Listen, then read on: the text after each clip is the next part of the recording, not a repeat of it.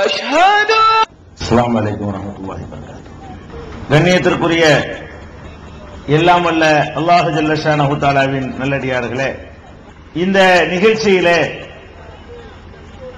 இஸ்லாமும் இன்றைய முஸ்லிம்களும் என்ற தலைப்பு எனக்கு தரப்பட்டுள்ளது. இந்த தலைப்பிற்கான காரணம் என்னவென்று சொன்னால், பாரம்பரிய முஸ்லிம்களாக வாழுகிற நம்முடைய சமுதாயத்தைச் சேர்ந்த பலர் பெயரளவுக்குத்தான் முஸ்லிம்களாக வாழ்கிறார்களே தவிர, இஸ்லாம் என்றால் என்ன, அதனுடைய அடிப்படை கொள்கை கோட்பாடுகள் என்ன, இஸ்லாம் நம்மை எத்தகைய சமுதாயமாக உருவாக்க விரும்புகிறது, நபிகள் நாயகம் ஸல்லல்லாஹு அலைஹி வஸல்லம் அவர்கள் காட்டுமிராண்டிகளாக வாழ்ந்த ஒரு சமுதாயத்தை எப்படி பண்படுத்தினார்கள் என்ற விவரங்களை எல்லாம் அறியாத பெயர் தாங்கி முஸ்லிம்களாக இருந்து கொண்டிருக்கிறார்கள். எனவேதான் இஸ்லாம் என்றால் என்ன, இஸ்லாம் மார்க்கத்தினுடைய அடிப்படை சித்தாந்தம் என்ன, இஸ்லாமிய சமுதாய ஒரு பிரச்சார நிகழ்ச்சியவே இஸ்லாத்தின் பெயராலேயே சில பேர் இடையூறு செய்வதற்கு காரணம் என்ன என்பதையெல்லாம் விளக்க வேண்டும் என்பதற்குத்தான் இன்றைய முஸ்லிம்கள் எப்படி நடந்து கொண்டிருக்கிறார்கள், இஸ்லாம் நமக்கு எப்படி சொல்லித் தருகிறது என்பதை ஒப்பு நோக்கி விளக்குவதற்காக இந்த தலைப்பு. முதலிலே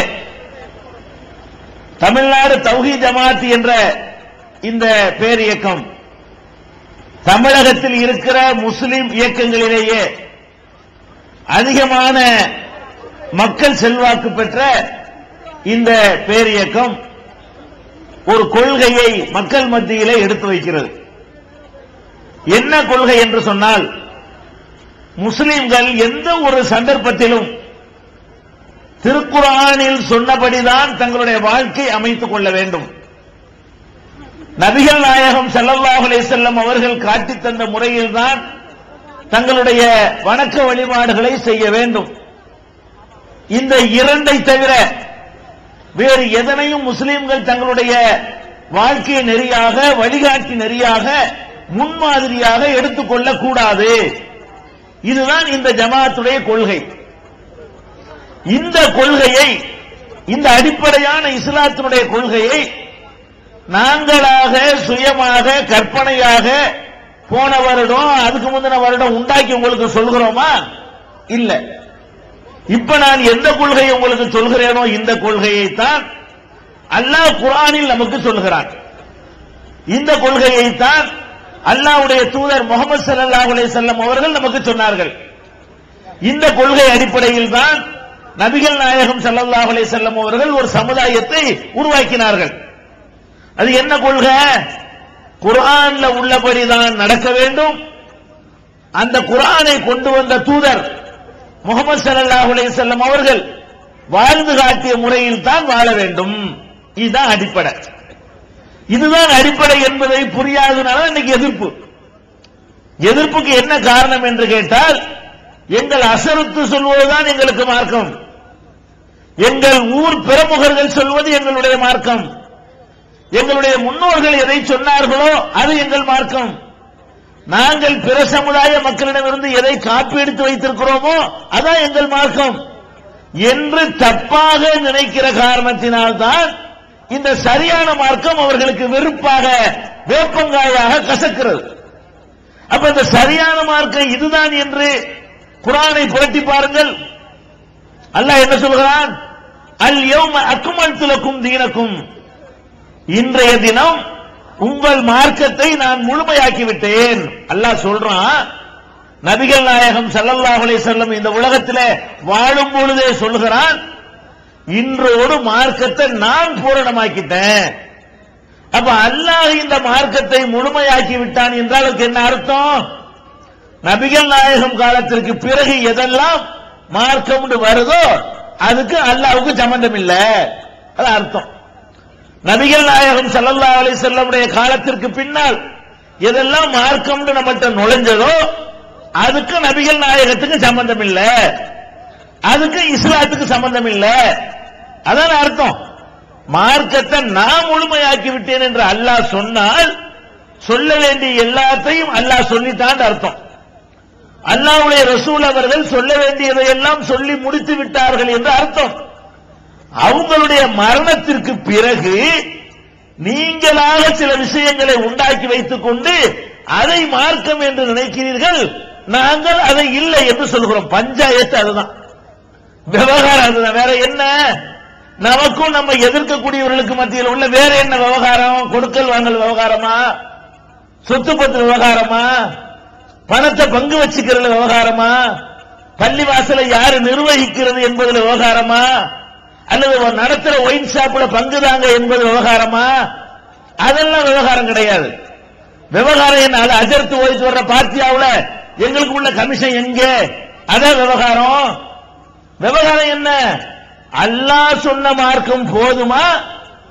அல்லாஹ்வுடைய ரசூலுக்கு பின்னாடி நம்ம கற்பனை பண்ணி கொண்டோமே அதுவும் மார்க்கமா? அதுவும் மார்க்கம் என்று நம்ம எதிர்க்கக்கூடியவர்கள் நினைக்கிறார்கள். அது மார்க்கம் இல்லை என்று நாம நினைக்கிறோம், அல்லாஹ் சொல்லுகிற காரணத்தினால்.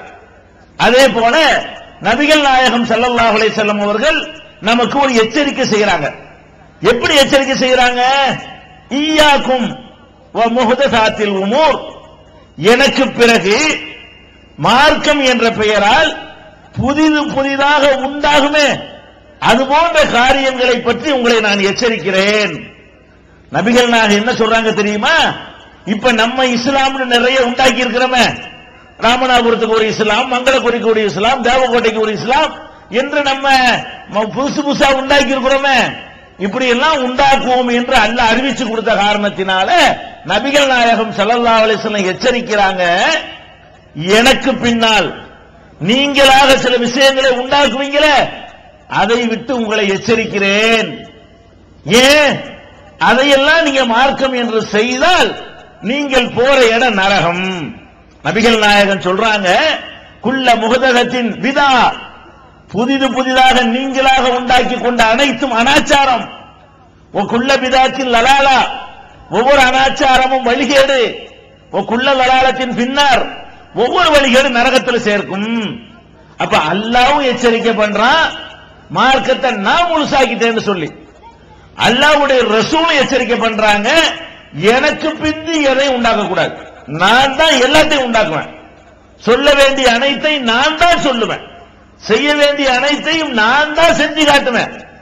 எனக்கு பிறகு நீங்கள் எதையாவது உண்டாக்கினால் அதுக்கு எனக்கு சம்பந்தம் இல்லை, அதை செஞ்சா நீங்க நரகத்துக்கு போயிருவீங்க என்று நபிகள் நாயகம் ஸல்லல்லாஹு அலைஹி வஸல்லம் அவர்களும் எச்சரிக்கை பண்றாங்க. இன்னும் சொல்ல போனா அவங்க 23 ஆண்டு காலம் படாத பாடுபட்டு பயங்கரமான கஷ்டங்களை இப்போது நம்ம பார்க்கிறோமே, காட்டுமிராண்டித்தனமான செயல்கள்ல பல பேர் ஈடுபடுகிறார்களே, இதையெல்லாம் மிஞ்சுகிற காட்டுமிராண்டிகளை எல்லாம் சந்தித்து அடி உதை அடக்குமுறை இது மாதிரியான இடைஞ்சல், காதுல பஞ்ச வைத்துக் கொள்வது, என் பக்கம் வராது, ஏன் தெருவில் நீ வரக்கூடாது, எங்க வீட்டு படிக்கட்டில் உட்காரக்கூடாது, முள்ள வெட்டி போடுறது, கல்லெடுத்து போடுறது, இந்த மாதிரி அபூஜஹில் வேலைகளை எல்லாம் நபிகள் நாயகம் ஸல்லல்லாஹு அலைஹி வஸல்லம் அவர்கள் சந்தித்து மக்களை வென்றெடுத்து 23 ஆண்டுகள் அந்த மக்களுக்கு பிரச்சாரம் செய்து கடைசி ஆண்டிலே இறுதி பேருரையிலே அவர்கள் சொன்னார்கள், தரக்து ஃபீக்கும் அம்ரைனி, உங்களிடத்திலே 2 விஷயங்களை நான் விட்டு செல்கிறேன்.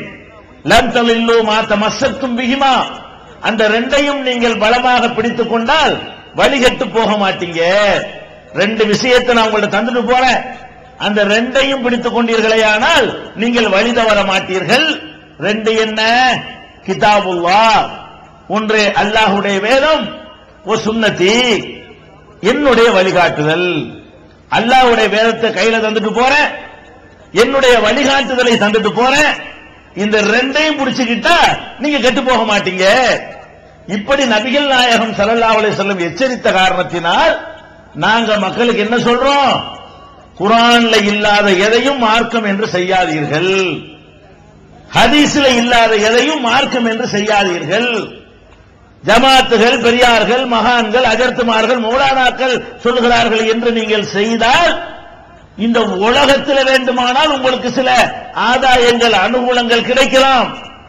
நீங்கள் சென்றடைகிற இடம் நரகமாகிவிடும் என்று எச்சரிப்பதுதான் தமிழ்நாடு தௌஹீத் ஜமாஅத்தினுடைய கொள்கை.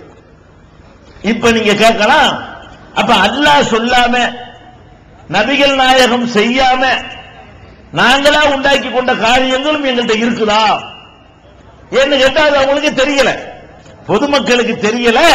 நம்ம குர்ஆன்ல உள்ளதைத்தான் செய்யறோம், ரசூலுல்லாஹ் சொன்னபடிதான் நடக்கிறோம்னு சொல்லி தப்பா சொல்லி கொடுத்த காரணத்தினால் நாம தவறான காரியங்களை செய்கிறோம் என்று அந்த மக்களை விளங்காமல் இருக்கிறார்கள்.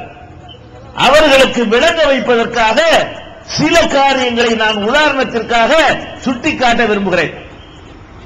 இன்றைக்கு தமிழகத்திலே, இந்த ராமநாதபுரம் மாவட்டத்திலே, இந்த மங்களக்குடி உள்ளிட்ட பல முஸ்லிம் ஊர்களில் திருமணம் செய்யும் பொழுது பெண் வீட்டாரிடத்தில் வரதட்சணை வாங்குறீர்களா இல்லையா? பெண் வீட்டாற்ற ஒரு கல்யாணம் பண்ணக்கூடிய நேரத்தில் பெண் வீட்டாற்ற போய் லட்சக்கணக்கான ரூபாய் கேட்கிறீர்கள், பணம் கேட்கிறீர்கள், நகை கேட்கிறீர்கள், வீடு கேட்கிறீர்கள், வேலை கேட்கிறீர்கள், விசா கேட்கிறீர்கள். இதெல்லாம் போதாது என்று பலவிதமான சீர்வரிசைகளை கேட்கிறீர்கள். இதெல்லாம் இஸ்லாத்தின் பெயரால் கேட்கிறீர்கள். பள்ளி வாசலிலே வைத்துக் கொண்டு கேட்கிறீர்கள், ஜமாத்து முத்தவள்ளி தலைவர்களை வைத்துக் கொண்டு கேட்கிறீர்கள், மார்க்க அறிஞர்களால் ஃபாத்தியா ஓதி அங்கீகாரத்தோடு கேட்கிறீர்கள். இதை கேட்க இஸ்லாம் உங்களுக்கு அனுமதிக்கிறதா? பெண் வீட்டாரிடத்தில் வரதட்சணை வாங்குவதற்கு ஒரு அல் ஃபாத்திஹா என்று மானங்கெட்ட ஒரு சமுதாயத்தை உருவாக்கி கொண்டிருக்கிறீர்களே, இதை எந்த குர்ஆன் உங்களுக்கு அனுமதிக்கிறது? நீங்கள் வாழ்கிற நாட்டிலே உள்ள அரசியல் சட்டம் அனுமதிக்கிறதா? வரதட்சணை வாங்குவதற்கு இந்த நாட்டு சட்டத்தில் இடம் இருக்குதா? இந்தியாவுடைய சட்டத்தையும் மீறி, இஸ்லாத்தினுடைய போதனையை மீறி பகிரங்கமாக, வெளிப்படையாக, பச்சையாக பதிவு புத்தகத்தில் ரெக்கார்டு செய்து பெண்களிடத்தில் வரதட்சணை வாங்குகிறீர்களே. 30 வயசு 35 வயசு முதிர் கன்னிகள் இந்த முஸ்லிம் குடும்பங்களிலே கண்ணீர் விட்டுக் கொண்டிருக்கிறார்களே, இதற்கு காரணம் நீங்களா, இஸ்லாமா? நீங்களாக உருவாக்கி கொண்ட ஒரு கொடுமையினால் இந்த பெண்கள் பாதிக்கப்படும் பொழுது நாங்கள் பார்த்துக் கொண்டு மௌனமாக அதற்கு வக்காலத்து வாங்க வேண்டும் என்று நீங்கள் நினைக்கிறீர்களா? குர்ஆனில் அல்லாஹ் என்ன சொல்கிறான்? வஆத்துன் நிஸா ஸதுகாத்திஹின்ன நிஹலா, பெண்களுக்கு நீங்கள்